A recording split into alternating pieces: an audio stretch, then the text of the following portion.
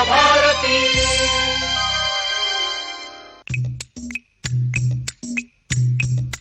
पिटारा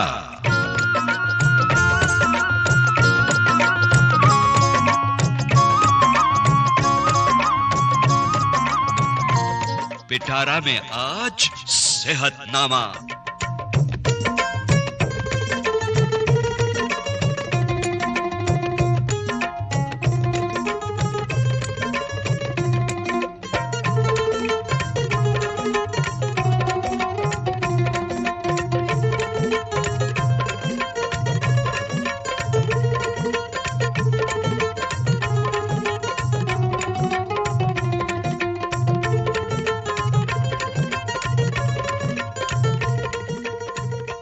सेहतनामा कार्यक्रम के सभी सुनने वालों को राजेंद्र त्रिपाठी का नमस्कार। दोस्तों, बहुत बहुत स्वागत है आप सभी का कार्यक्रम में। और आज के इस कार्यक्रम में हम आपकी मुलाकात करवाने जा रहे हैं मुंबई के सुप्रसिद्ध चेस्ट और टीबी रोग विशेषज्ञ डॉक्टर अनिल कुमार सिंघल से। आज की चर्चा का विषय है टीबी रोग विशेष जानकारी। डॉक्टर साहब, विविध भारती के स्टूडियो में सेहतनामा कार्यक्रम में आपका बहुत बहुत स्वागत है। धन्यवाद राजेंद्र जी। मैं बचपन से विविध भारती कार्यक्रम रेडियो पे सुनता आया हूँ और मुझे यहाँ पे बुलाया गया है, तो मैं पहला तो विविध भारती का शुक्रगुजार हूँ कि मुझे बुलाया और आपसे चर्चा करने का मौका दिया। धन्यवाद। डॉक्टर साहब, चूंकि हम प्रोग्राम शुरू होने से पहले जिक्र कर रहे थे कि टीबी पर किस तरह से चर्चा की जाए, तो हमने शीर्षक दिया है हमारे सुनने वालों को आज के कार्यक्रम का, टीबी रोग विशेष जानकारी। बहुत कुछ समाहित है दोस्तों इसमें, और आप गौर से प्रोग्राम को सुनिएगा। डॉक्टर साहब, इससे पहले कि प्रोग्राम में हम प्रश्नों की बौछार आप पर उड़ा दें, तो हम चाहेंगे कि अपना परिचय संक्षेप में हमारे सुनने वालों को आप दीजिए। मैं डॉक्टर अनिल कुमार सिंघल, मैं मुंबई में पैदा हुआ हूँ और मैंने पूरी मेरी जो MBBS उसके बाद MD का प्रोफेशन मैंने मुंबई से किया है, और गए 20 साल से करीब मैं ये चेस्ट एंड टीबी स्पेशलिस्ट के मुंबई में प्रैक्टिस करता हूँ मैं। बहुत बहुत स्वागत है। और चूंकि आपने शुरुआत में ही कह दिया, हमारे सुनने वाले बहुत खुश होंगे कि आप भी विविध भारती को बचपन से ही सुनते आ रहे हैं। yes. और आप आज के इस कार्यक्रम में मौजूद हैं। yes. डॉक्टर साहब, ये टीबी की जो बीमारी होती है, आम तौर से टीबी का जो फुल फॉर्म है हमारे कई सुनने वालों को मालूम नहीं होता। वैसे इसका नाम हिंदी में है तपेदिक और क्षय रोग वगैरह, लेकिन आम भाषा में जब कहते हैं कि भाई क्या हो गया आपके, हमारे परिवार में किसी को टीबी हो गई है, तो सबसे पहले तो हम आपसे जानना चाहेंगे कि टीबी की बीमारी है क्या, और साथ ही आप ये भी बताइएगा कि प्रत्येक वर्ष में 24 मार्च का जो दिन है वर्ल्ड टीबी डे के रूप में मनाया जाता है, ये क्यों मनाया जाता है? जी हाँ, टीबी एक्चुअली इसका फुल फॉर्म है ट्यूबरक्लोसिस जी। ये एक माइकोबैक्टीरियम ट्यूबरक्लोसिस नाम के जीवाणु से होने वाली एक बीमारी है। ये ह्यूमन बीइंग में होती है, इंसानों में होती है, और एक इंसान को दूसरे इंसान में ये बैक्टीरिया हवा के द्वारा ट्रांसमिट होता है। संक्रमण वाली बीमारी है। ये जीवाणु मुख्यतः इंसान के फेफड़े में जाके बीमारी तैयार करता है, और खांसने के या स्नीजिंग से, छींक खाने से ये हवा के माध्यम से दूसरे इंसानों में स्प्रेड होता है। बीमारी का बहुत सारी कारण होते हैं, जैसे टीबी के भी कुछ लक्षण है। तो जब टीबी की बीमारी जब होती है तो फेफड़े पहला अफेक्ट होते हैं, उसके बाद ये जीवाणु दूसरे इंसान को ट्रांसफर होते रहता है और गंभीर स्वरूप ले लेता है, बहुत गंभीर स्वरूप लेता है। लेकिन मैं यहाँ पे आपको ये बताना चाहता हूँ कि ये जो भले गंभीर है बीमारी, लेकिन ये बीमारी पूरी तरह क्योरेबल है और उसको प्रिवेंट भी ठीक से कर सकते हैं। आपका कहने का संक्षेप में मतलब ये है कि ये लाइलाज नहीं है, इसका इलाज है। yes. और ये पूरी तरह से ठीक हो सकती है यदि इसकी दवाइयाँ सही रूप से सही कोर्स किया जाए। yes. है ना? yes. लेकिन ये वर्ल्ड टीबी डे मनाया जाता है, प्रत्येक वर्ष में मनाया जाता है। 24 मार्च को क्यों चुना गया है? जैसे मैंने आपको बताया कि टीबी के होने वाले गंभीर स्वास्थ्य, सामाजिक और आर्थिक समस्या के जागरूकता लोगों में तैयार करने के लिए वर्ल्ड हेल्थ ऑर्गेनाइजेशन हर साल 24 मार्च को वर्ल्ड टीबी डे मनाया जाता है। ना प्रश्न ये आता है कि 24 मार्च क्यों सिलेक्ट? हाँ, वही बात है। क्यों सिलेक्ट किया? तब अगर उसके आपको थोड़ा पीछे जाना पड़ेगा। जी। अगर हमने शोधकर्ताओं ने या साइंटिस्ट ने जब इजिप्ट की मम्मीज का पोस्टमार्टम किया, तब ऐसे मालूम पड़ा कि ये मम्मीज में भी ट्यूबरक्लोसिस के लक्षण दिखाई दिए। हो। तो ये कहना ठीक रहेगा कि ट्यूबरक्लोसिस बीमारी ये आज की नहीं, बहुत प्राचीन बीमारी है। आपका कहने का तात्पर्य है कि मिस्र देशों में जो मम्मीज होती थी, यस, उनमें भी पाई गई है। यस। तो उस जमाने में लोग कुछ अननोन बीमारी से मर रहे थे, हाँ। लेकिन उसकी जानकारी नहीं थी। तब जाके 24 मार्च को सन 1882 में सर रॉबर्ट कॉक्स नाम के एक साइंटिस्ट ने ये जीवाणु को माइक्रोस्कोप के द्वारा लेबोरेटरी में डिस्कवर किया, और उसकी याद में हर साल WHO 24 मार्च को वर्ल्ड टीबी डे मनाता है। जी जी, ये वर्ल्ड टीबी डे यानी जो विश्व क्षय रोग दिवस के रूप में मनाया जाता है, और WHO की ओर से ये घोषित हुआ है, विश्व स्वास्थ्य संगठन की ओर से। तो ये तो बड़ी बात है, और आपने बहुत अंतरिम जो एक गहरी जानकारी थी वो दी, ये हमें भी मालूम नहीं था कि इस कारण से 24 मार्च को चुना गया है। लेकिन टीबी की बीमारी जो आपने बताई कि क्षय रोग है, तपेदिक है, और इसमें गंभीर स्वरूप भी ये ले लेती है, लेकिन टीबी का जो एक प्रकोप है भारत देश पर क्या कहर बरपाता है, उसका क्या प्रभाव है, ये विस्तार से हम जानना चाहेंगे। टीबी की वजह से भारत देश में हर दिन 1000 लोग की मृत्यु होते हैं। उसके अलावा मैं यहाँ पे बताना चाहता हूँ कि हमारा भारत देश टीबी के बीमारी के लिए विश्व भर में सबसे अव्वल नंबर में, सबसे ज्यादा मरीज टीबी के भारत में पाए जाते हैं। ओहो। उसके साथ साथ में जो नई टीबी आई है, जिसको हम कहते हैं ड्रग रेजिस्टेंट ट्यूबरकुलोसिस, उसके मामले में भी सबसे ज्यादा मरीज हमारे देश में पाए जाते हैं। तो एक गंभीर सार्वजनिक स्वास्थ्य मुद्दा के अलावा ट्यूबरकुलोसिस भारत की अर्थव्यवस्था के लिए भी एक बहुत बड़ा खतरा है। Economic is threat to the economy of India, because हर साल 10 करोड़ वर्किंग डेज का रेवेन्यू लॉस भारत को होता है उसकी बीमारी की वजह से। जी जी, 10 करोड़ वर्किंग डेज का रेवेन्यू लॉस। भारत सरकार प्रति वर्ष टीबी के ऊपर 4000 करोड़ रुपया खर्चा करती है, और ये बजट अगले 5 सालों में 300-400 गुना बढ़ाने की प्लान किया गया है।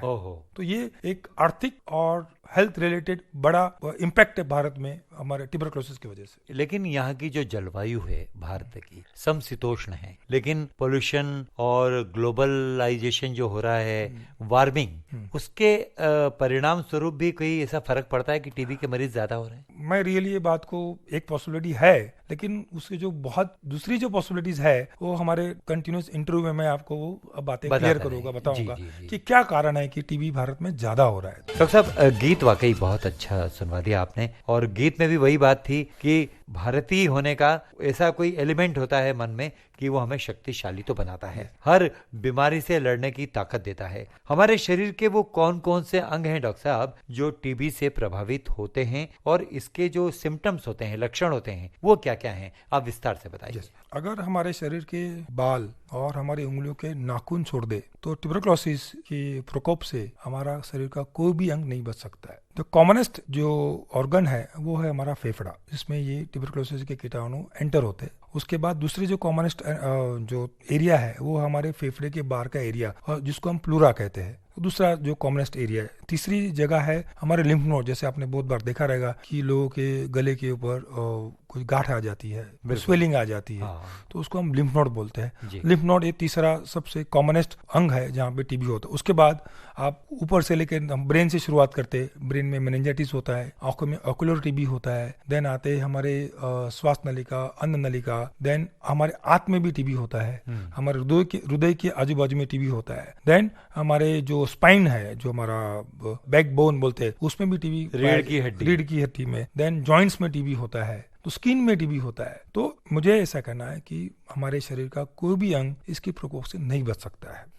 देन आपने बताया कि इसके लक्षण क्या है, सिम्टम क्या है। इन जनरल टीबी के कुछ 5-6 प्रमुख लक्षण है, जिसमें पहला है कि बुखार आना, और ये बुखार तेज नहीं रहता है, वो हल्का फुल्का बुखार रहता है, लेकिन वो शाम को ही आता है, उसको लो ग्रेड फीवर हम लोग कहते हैं। और दांत होते होते ये तब्दील हो जाए, उसमें स्वेटिंग होता है, वो पसीना आता है उसके। अच्छा, ये जो बुखार की बात आप कर रहे हैं कि शाम को ही बुखार आना इसका प्रमुख लक्षण है, तो वो टेम्परेचर कितना होता है? मतलब लो ग्रेड टेम्परेचर। अच्छा, is called low, we called as low grade temperature, 9900 low grade evening rise of temperature हम उसको कहते हैं।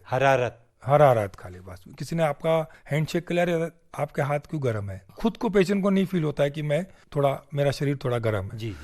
रात को पसीना आता है, देन भूख कम लगने लगती है, वजन कम होता है, उसके अलावा कमजोरी आ जाती है, देन 1-2 महीने के बाद लोग बताने लगते हैं कि क्यों तू पतला हो रहा है। ये हो गया एक जनरल सिम्टम। देन बाकी जो लक्षण है वो जो कौन से ऑर्गन को उसने अटैक किया है वो हिसाब से वो सिम्टम्स रहते हैं। जैसे कि फेफड़ा जो मैंने बताया कॉमनेस्ट है, तो फेफड़े में खांसी आती है, वो खांसी 2 हफ्ते से ज्यादा तक कंटिन्यू रहती है। खांसी के साथ साथ कभी कभी उसमें खून भी गिरने लगता है। देन छाती में दर्द होता है, दम लगता है, ये सब देन अगर आंखों की टीबी है तो आंखों की रोशनी कम हो जाती है। अगर ब्रेन की टीबी है तो ब्रेन में सीवियर हेडेक होता है, कभी कभी वॉमिटिंग होती है। अगर हृदय की टीबी है तो उसमें अपने को दम लगने लगता है और हाथों पैर में सूजन आ जाती है। देन अगर हम बात करें हमारी रीढ़ की हड्डी की टीबी तो क्रॉनिक लो बैक रहता है, लो बैक एक हम बोलते हैं लोगों को, क्रॉनिक लो बैक एक को दुखते रहता है। देन सडनली एक दिन ऐसा आता है कि उसको पैरों दोनों हाथ पैर की जो पावर है कम हो जाता है। देन अगर आंत की टीबी हुई, जो आंतड़ी की, जो दैट ऑल्सो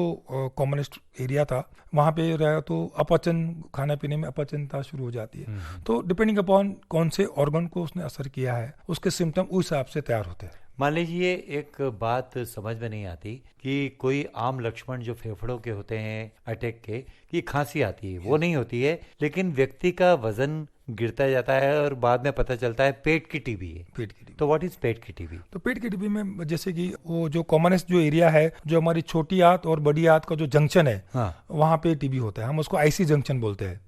तो वहां पे टीबी होती है कि वहां पे जब मुंह के द्वारा, जो पहले आपने देखा रहेगा कि मिल्क को, जो वो नॉर्मली एनिमल से आती थी वो टीबी, जो हम दूध पीते, अनपेस्चराइज्ड मिल्क, जो दूध के माध्यम से, उसको बोवाइन टीबी हम बोलते हैं, वो वहां से ट्रांसमिट होके आते। और जो टीबी के जो बैक्टीरिया है उसको हम और एक नाम दिया है, हमको बोलते हैं एसिड फास्ट बैक्टीरिया, कि जो हम कोई भी बैक्टीरिया जब हम खाना खाते हैं, AFB बोलते हैं उसको, तो जो हमारे जो स्टमक का एसिड है उसको कीटाणु को मार डालता है। लेकिन ये जो बैक्टीरिया है टीबी के, वो एसिड फास्ट बैक्टीरिया, मतलब वो एसिड रेजिस्टेंट बैक्टीरिया है। अपना स्टमक का एसिड उसको उस पर कोई भी प्रभाव नहीं होता है। तो ये स्टमक से निकल के वो जो अपनी आंत में वो लोकेट होता है, प्रवेश करता है, और वहां पे वो जब अपनी रोग प्रतिरोधक शक्ति कम होती है तब वो वहां पे डिसीज तैयार करता है। तो उसमें पहला तो अपचन होता है, देन कभी डायरिया, कभी कॉन्स्टिपेशन, और वो होते रहता है। देन उसके हिसाब से आगे के उसके सिम्टम तैयार होते हैं।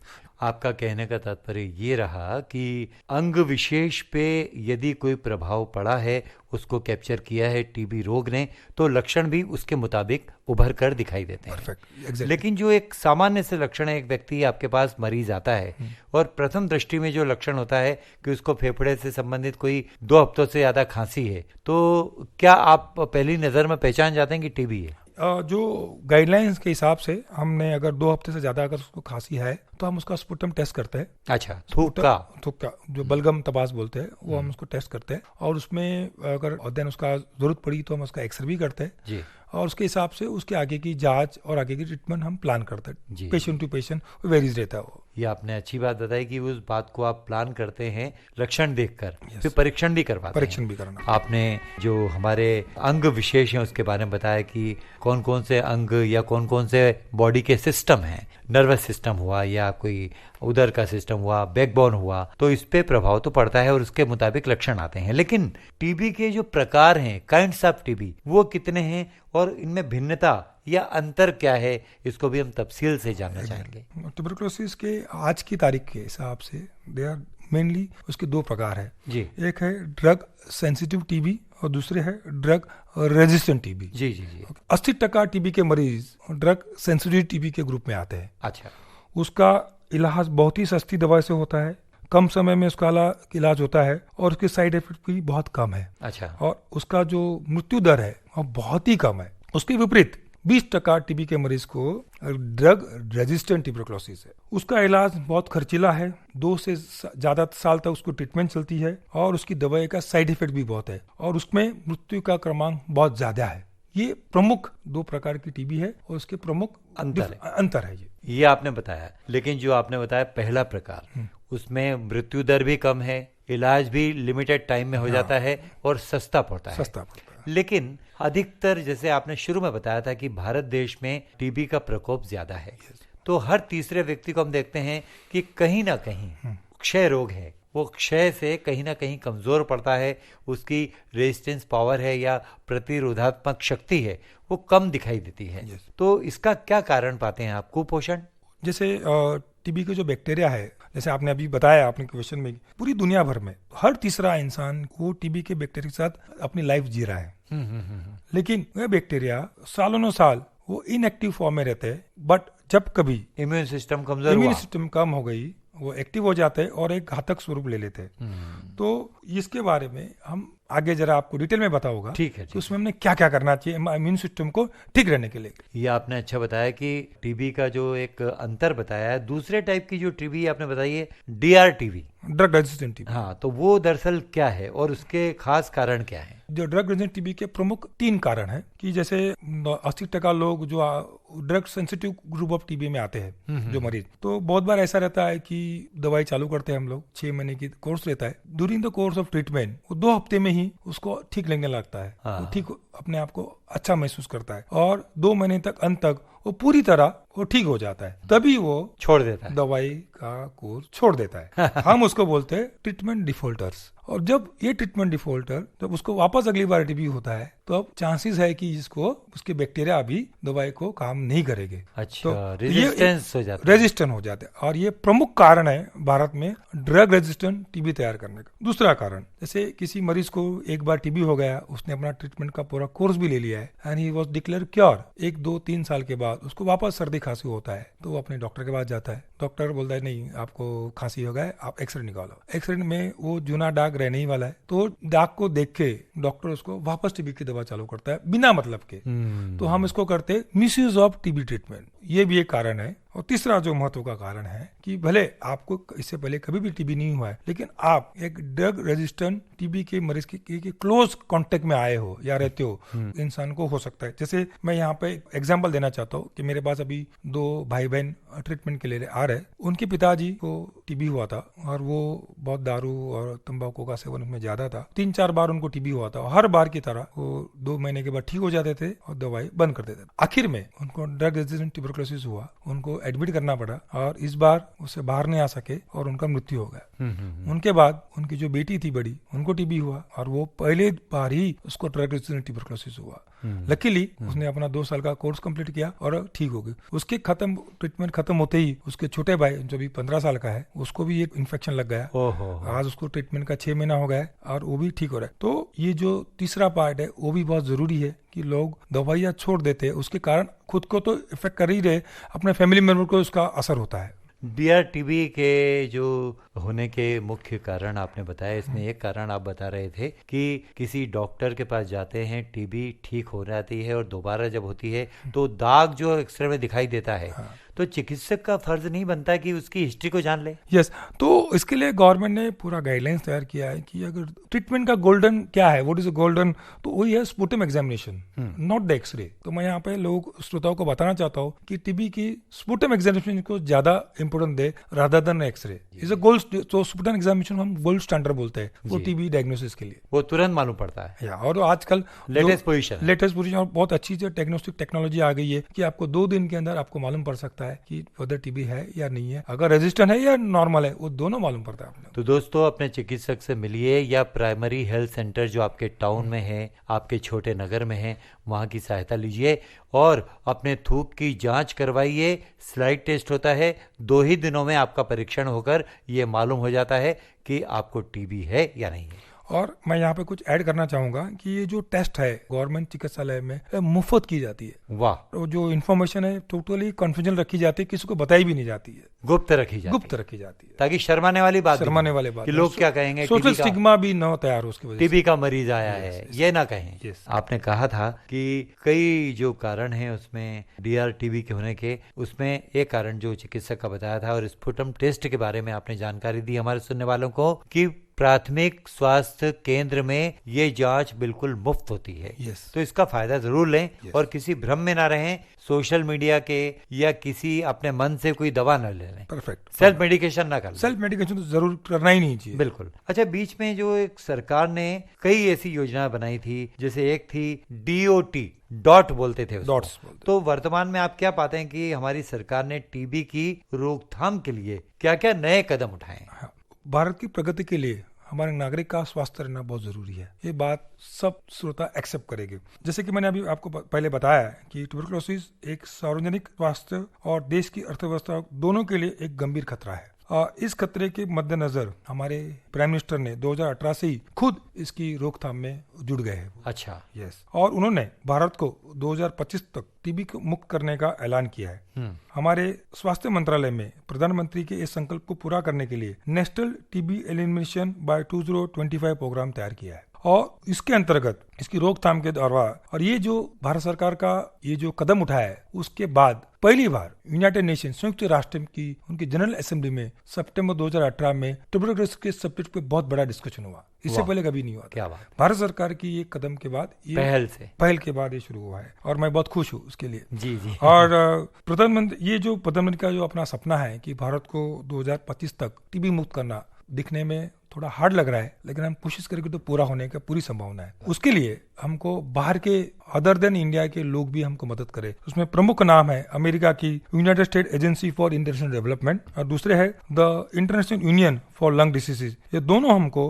टीबी को भारत को मुक्त करने के लिए हमको मदद कर रहे हैं। और इस बार जो भारत सरकार की स्वास्थ्य मंत्रालय ने तीनों ने मिलकर रादर जो कंसेप्ट रखा है वो है टीबी वर्क प्लेस पॉलिसी, और सिंपल में बोलूं तो टीबी कॉर्पोरेट प्लेस से द्वारा ये हम कुछ और नया भारत सरकार करना चाहती है। That is called TB work place policy और टीबी कॉर्पोरेट प्लेस। इसके बारे में जानना चाहेंगे कि टीबी वर्क प्लेस पॉलिसी और कॉर्पोरेट प्लेस दरअसल है क्या, इसके बारे में अलग अलग तरीके से फिर से बताइए। यस, जो टीबी का इन्फेक्शन वर्किंग एज ग्रुप में सबसे ज्यादा होता है। अच्छा। जैसे हम नौकरी करते काम जो एज ग्रुप है वो उसमें वो ज्यादा होता है। क्योंकि हम कई लोगों के संपर्क में आते हैं। यस, एक इंसान अपनी एडल्ट लाइफ का ज्यादा समय अपने काम की जगह पर बिताता है, चाहे मालिक के तौर पर या कर्मचारी के तौर पर। वाह। इसलिए ये कहना सही होगा कि काम करने की जगह एक कन्वीनियंट प्लेटफॉर्म है कोई भी हेल्थ पॉलिसी को लागू करने का, क्योंकि स्वास्थ्य के बारे में जो अनुभव वर्क प्लेस पे मिलता है वो न सिर्फ वो कर्मचारी को उसका फायदा होता है,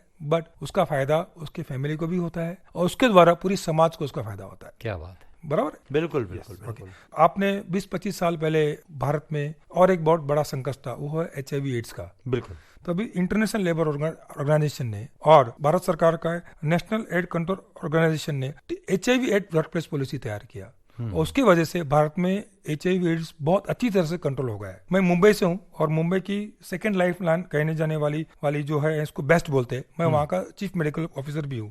हमारे पास तकरीबन 40,000 कर्मचारी है और हम सब कर्मचारी का स्वास्थ्य टॉप लेवल पर रखने के हम हमेशा सतर्क रहते हैं। हमारे कर्मचारी में भी सबसे ज्यादा प्रॉब्लम था ट्यूबरकुलोसिस का, इसलिए हमने 2011 में टीबी वर्क प्लेस पॉलिसी तैयार की और उसको हमने इम्प्लीमेंट किया। तो उसके 7-8 सालों में जो टीबी के मरीज हमारे बेस्ट के एम्प्लॉय में ठीक होने का जो परसेंटेज है वो 95 के ऊपर हो गया। उसके साथ साथ में जो टीबी के वजह से जो मैंने अभी बताया ट्रीटमेंट डिफॉल्टर्स वो कम हो गए। उसके साथ में जो नए के मरीज है टीबी के, देन जो हमारे एज अ ऑर्गेनाइजेशन हमारे लिए बहुत जरूरी है वो है सिकनेस एब्सेंटिज्म। वो देन टीबी कारण हॉस्पिटल में भर्ती होने के प्रमाण उसमें भारी गिरावट आ गई जी। तो ये जो हमारा जो सक्सेस था टीबी वर्क प्लेस पॉलिसी का, इंटरनेशनल लेबर ऑर्गेनाइजेशन ने अपनी ग्लोबल वेबसाइट पे उसको डॉक्यूमेंट किया। उसको पढ़ने के बाद ये जो मैंने आपको 2 एजेंसी बताई, जैसे United State agency for international development और and the international union for lung diseases, वो उसको समझने के लिए उन्होंने उनका एक डेलीगेशन को हमारे बीच मुंबई में भेजा और उसके बाद स्वास्थ्य मंत्रालय, USAID और the union for lung disease, वो तीनों ने मिलके टीबी वर्क प्लेस पॉलिसी का तैयार किया। उन्होंने ये जो बोलते हैं कि टीबी कॉर्पोरेट प्लेज वो उसने इंक्लूड किया। अभी 1 साल के अंदर ही भारत की 90 कंपनियां पब्लिक एंड पावर ने वो प्लेज अभी तक साइन कर चुके हैं। वो बहुत बड़ी शपथ पत्र है। इट्स अ नॉन लीगल और नॉन फाइनेंशियल शपथ पत्र 90 कॉर्पोरेट ने उस पर साइन किया है। क्या बात। और इसके अंतर्गत ये क्या किया जाए, उसमें क्या करते हैं, तो उसमें जो कोई भी बीमारी के देयर आर 4 प्रिंसिपल है उसके रोकथाम के, चारों प्रिंसिपल को उसमें सही तरह से यूज किया गया है। कौन कौन से वो प्रिंसिपल है वो मैं आपको अभी बताता हूँ। जैसे हमने BST में क्या किया कि पहला जो प्रिंसिपल है कि कोई भी बीमारी का रिस्क फैक्टर रहता है कि ये इसके कारण ये बीमारी होती है, तो जो है वो रिस्क फैक्टर को आपने रोकना है। वो रोकना है। तो मैंने आपको बताया कि टीबी बहुत सालों तक अपने शरीर में रहता है। जब हमारी इम्यूनिटी कम हो जाती है तब ये एक्टिव हो जाती है, उभर जाती है। तो उसको हम कहते हैं सेकेंडरी इम्यूनोडेफिशिएंसी सिंड्रोम। वाह। जब हमारा तो ये कौन से कारण होता है कि ये कम, तो पहला जो कारण है वो स्ट्रेस, मानसिक तनाव सबसे बड़ा प्रॉब्लम है अपनी इम्यूनिटी कम करना। दूसरा है माल नरिशमेंट। लेकिन माल नरिशमेंट में कौन सा, आप भी खाना खाते हैं, लेकिन we are also called as a malnourish because हम लोग सही मात्रा में प्रोटीन का इस्तेमाल खाना नहीं खाते। तीसरा है वो भी कुपोषण की श्रेणी में आता है, कुपोषण की श्रेणी में आता है, प्रोटीन का कम खाना कुपोषण की। तीसरा है विटामिन डी की कमतरता। चौथा है डायबिटीज, धूप से बचा करते हैं हम लोग। आज गाड़ी एसी, घर एसी, ऑफिस एसी, लेडीज लोग सनस्क्रीन लोशन लगाते हैं, तो ये धूप ही जाता है। Vitamin D 90% Indians are suffering from vitamin D deficiency. जी। और इम्यूनिटी सबसे बड़ा उपयोग है इम्यूनिटी को ऑप्टिमम में रखने के लिए। और जब तक विटामिन डी ही कार्यरत नहीं है तो अन्य विटामिन लेने का फायदा ही क्या है? विटामिन डी हमारे शरीर के 36 अंग को, उसका फंक्शन को रेगुलेट करता है। क्या बात। अगर आप विटामिन डी कम रहेगा तो ये ऑर्गन ठीक से कैसे काम करेगा? और सबसे टॉप में आता है हमारा इम्यून सिस्टम। जी। तो कैसे हम, देन आता है तंबाकू का सेवन, स्मोकिंग, वो भी बहुत बड़ा कारण है। देन डायबिटीज आता है, देन HIV आता है, देन कैंसर वाले पेशेंट, कीमोथेरेपी। तो this are the commonest risk factor जो टीबी के हो सकते हैं। तो उसकी जागरूकता भी जरूर करने के लिए हमको ये जो प्राइमोडियल प्रिवेंशन बोलते हैं। जी। उसके बाद आता है कि अगर किसी इंसान में ये रिस्क फैक्टर है या कर्मचारी में रिस्क फैक्टर है तो उसको मॉडिफाइड करना, जैसे उसको तंबाकू छुड़वाना, उसको विटामिन डी की जांच करना, अगर कम रहेगा उसको विटामिन डी सप्लीमेंट करना, उसको प्रोटीन युक्त खाना देना, स्ट्रेस मैनेजमेंट करना उसका। तो ये प्राइमरी प्रिवेंशन। देन आता है सेकेंडरी प्रिवेंशन कि बाबा पेशेंट को ऑलरेडी वो इंसान टीबी के बीमारी से जी रहा है लेकिन उसको मालूम नहीं है, उसको तो अर्ली डायग्नोसिस कैसे किया जाए उसका। तो लेटेंट टीबी का अर्ली डायग्नोसिस कैसे किया, अगर डायग्नोसिस होने के बाद उसको सही ट्रीटमेंट मिलना चाहिए, सही डोज में और सही ड्यूरेशन में। ट्रीटमेंट के बाद वो इंसान पेशेंट एम्प्लॉय को, उसके वजह दूसरे एम्प्लॉय को या उसके फैमिली को भी स्प्रेड उसको रोकना है। देन आता है कि सब कुछ करने के बाद जो डिसीज रिलेटेड एंजाइटी कम करने के लिए या उसको बीमारी से जल्दी ठीक करने के लिए उसको स्पेशल एक्स्ट्राऑर्डिनरी बेनिफिट दिया जाए। जैसे हमारे BST में अगर कोई टीबी से कोई कर्मचारी इफेक्ट हुआ है तो हम उसको 1 साल तक रजा देते विथ वेजेस, हम पगार के साथ छुट्टी देते हैं। और ट्रीटमेंट तो फ्री रहता ही है, सब कुछ फ्री रहता है। तो उसको एक मानसिकता अच्छी से पॉजिटिव वातावरण तैयार रहता है और वो उसको ठीक होने में उसको मदद मिलती है। उसके बाद भी कभी कभार होता है कि हम जैसे आंखों की टीबी में, ब्रेन की टीबी में, रीढ़ की टीबी में, टीबी से ठीक हो गया है इंसान लेकिन उसको डिसेबिलिटी तैयार होती है, वो कुछ कर नहीं सकता है, तो हम उसको ऑल्टरनेट एम्प्लॉयमेंट भी देते हैं। और लास्ट में सब कुछ करने के बाद भी अगर उसकी मृत्यु होती है तो हम वहाँ हमारे पास डेथ मीटिंग लेते, डेथ सर्वे लेते हैं कि क्यों, what is the reason expire हो गया है। तो ये रीजन को करके हमारे जो प्रेजेंट पॉलिसी को हम पॉलिसी करते हैं सो दैट कि ये प्रॉब्लम दूसरे इंसान को, एम्प्लॉय को न हो। तो ये ऑल दिस थिंग ये हमने उसको हमारे टीबी वर्कप्लेस पॉलिसी में हमने इंक्लूड किया उसको। बहुत अच्छा आपने प्रभावशाली जो ये अपना वक्तव्य बताया, इससे काफी मदद मिलेगी हमारे सुनने वालों को, खास तौर से जो कर्मचारी हैं, जो जुड़े हैं काम से, जो खास टीबी के शिकार बन जाते हैं इस दौर में, उनको मदद मिलेगी। लेकिन एक फर्ज बनता है इंसान का, इंसान से एक मरीज आपके पास आ जाता है और कुपोषण का शिकार तो नहीं है, प्रोटीन की भी उसमें थोड़ी सी कमी होगी, लेकिन क्या खाना अच्छा खाने मात्र से ही टीबी पर रोक लगाई जा सकती है? कुछ हद तक सही है ये बात, लेकिन उसके साथ साथ में बहुत दूसरे फैक्टर भी इस पे काम करते हैं। जैसे मैंने आपको बताया है कि विटामिन डी का सही होना भी बहुत जरूरी है, अपने स्ट्रेस कम रखना जरूरी है, उसके साथ अपने जो एडिक्शन है तंबाकू, अल्कोहल, उसके भी दूर रहना जरूरी है। उसके साथ साथ में अगर आपके डायबिटीज है तो उसको कंट्रोल करना बहुत जरूरी है। देन HIV, देन इन्फेक्शन है, कैंसर है, ये सब से भी दूर रहना बहुत जरूरी है। तो ये सब चीज को कलेक्टिवली, कोई एक फैक्टर नहीं काम करता, मल्टीपल फैक्टर एक साथ में काम करता है।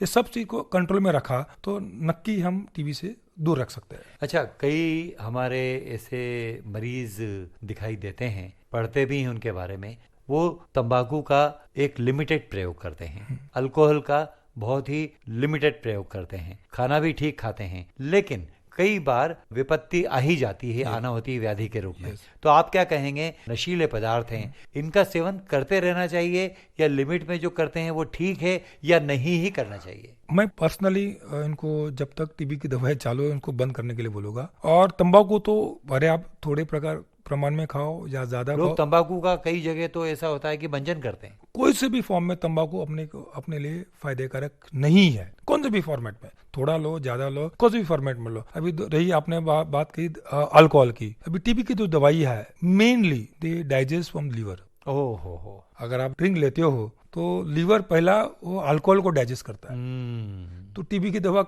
लेटर डाइजेस्ट होती है। तो जो पर्याप्त मात्रा खून में जानी चाहिए वो जाती नहीं है, जिससे वो कीटाणु मरे। तो मैं जब तक टीबी की दवाई चालू है मैं किसी भी प्रकार के व्यसन को ना अपनाएं। अपना। और चलते चलते हम आपसे जानना चाहेंगे कि वर्ल्ड टीबी डे पर हमारे जो खास सुनने वाले हैं, जो इसके मरीज हैं, उनके प्रति आपका संदेशात्मक जो वक्तव्य है वो संक्षेप में क्या होगा? जैसे मैं BST से हूँ, हम लोग बहुत सारे एक्टिविटीज कर रहे हैं, जैसे कि हम 10 मिनट 11 बजे का धूप में सब हमारे एम्प्लॉय खड़े रहने वाले हैं। हमारे ड्राइवर कंडक्टर जो है वो मुंह पे रुमाल बांध के काम करने, जैसे टीबी के बारे में अवेयरनेस तैयार कर। टीबी के कारण निर्माण हुई जो गंभीर स्वास्थ्य, सामाजिक और आर्थिक समस्या को निपटने के लिए और 2025 तक भारत को टीबी मुक्त करने के लिए, प्रधानमंत्री के सपने का पूरा करने के लिए हर एक नागरिक, हर एक पब्लिक और प्राइवेट कॉर्पोरेट ने अपना योगदान देना बहुत जरूरी है। तो डॉक्टर साहब, ये तो बहुत ही गंभीर बात बताई आपने, बहुत ही आसान से शब्दों में। चलते चलते और भी थोड़ा सा हम जानना चाहेंगे कि सोशल मीडिया काफ़ी एक्टिव है और लोग उस पर ज़्यादा एक्टिव हैं। यस। तो खुद ही डॉक्टर बन जाते हैं। यस। तो आपकी क्या राय है, कोई भी दवा लें, चाहे टीबी के रोग को रोकने वाली ही दवा क्यों ना हो, उसका कोर्स पूरा करना है आपको। यस। तो किस तरह से उसको लिया जाना चाहिए और कोर्स कैसे पूरा किया जाना चाहिए कि खुद ही डॉक्टर बनकर सेल्फ मेडिकेशन करना चाहिए? ये भारत देश में बहुत बड़ा प्रॉब्लम है। ये लोग खुद ही डॉक्टर बन जाते हैं, सेल्फ मेडिकेशन करते हैं। एक्चुअली कभी भी किसी मरीज को टीबी होता है, उन्होंने एटलीस्ट एक बार टीबी स्पेशलिस्ट डॉक्टर को मिलना चाहिए, या जो टीबी में अनुभवी डॉक्टर को मिलना चाहिए। उनके वजन के हिसाब से उसका डोज तैयार किया जाता है। ऐसे ही जस्ट उठ के किसी को भी, इट इज लाइक बकरी को ऊँट का खाना दोगे तो नहीं चलने वाला है, या ऊँट को बकरी का खाना दोगे तो नहीं चलने वाला है। तो उसका वजन के हिसाब से उसका डोज तैयार किया जाता है। और एटलीस्ट ट्रीटमेंट के कोर्स में उसने, मैं इंसिस्ट करता हूँ मेरे मरीज को कि आप 15 दिन में आके हमके दिखाए। हम उसमें क्या क्या देखते हैं, उसका एक तो प्रोग्रेस देखते हैं, सही लाइन पे है या नहीं है। देन उसका देखते हैं कि कोई दवाई का साइड इफेक्ट हो रहा है क्या। बहुत बार क्या होता है, साइड इफेक्ट मरीज दवाई बंद कर देता है, लेकिन उसके भी ऑप्शंस है हमारे पास। We can modify that, modify the regimen. लोग अननेसेसरी अपने हाफ नॉलेज के ऊपर अपने आप को डॉक्टर न बनाए और टीबी के डॉक्टर को एक बार एटलीस्ट मिल लें, उससे परामर्श कर लें और फिर चिकित्सा का आरंभ करें। लेकिन आरंभ तो ये करेंगे, हम अपने कार्यक्रम का समापन करेंगे और आपको धन्यवाद देंगे कि आप विविध भारती के स्टूडियो में आए और आपने टीबी रोग विशेष जानकारी विषय पर बहुत ही आसान से शब्दों में कठिनतम सवालों के जवाब देकर बहुत ही लाभान्वित किया। हमें और हमारे सुनने वालों को बहुत बहुत धन्यवाद। मैं भी शुक्रगुजार हूँ, आपने मुझे इधर बुलाया और मुझे मौका दिया कि मेरा अनुभव हमारे भारतीयों को शेयर कर सकूं। Thank you. तो दोस्तों, ये थी मुलाकात चेस्ट और टीबी रोग विशेषज्ञ डॉक्टर अनिल कुमार सिंघल से। बातचीत का विषय आपको मालूम है, टीबी रोग विशेष जानकारी। आज के कार्यक्रम में तकनीकी सहयोग दिया सुषमा सुरड़कर ने और कार्यक्रम के प्रस्तुतकर्ता जुबैर खान। अब दीजिए आज के सेहतनामा कार्यक्रम से अपने दोस्त राजेंद्र त्रिपाठी को भी इजाजत। नमस्कार।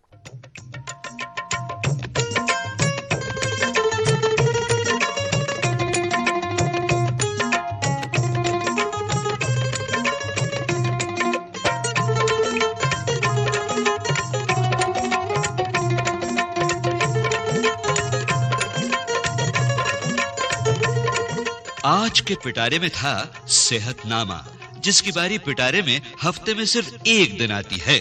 वैसे पिटारा तो सातों दिन खुलता है। हर रोज सुनिए।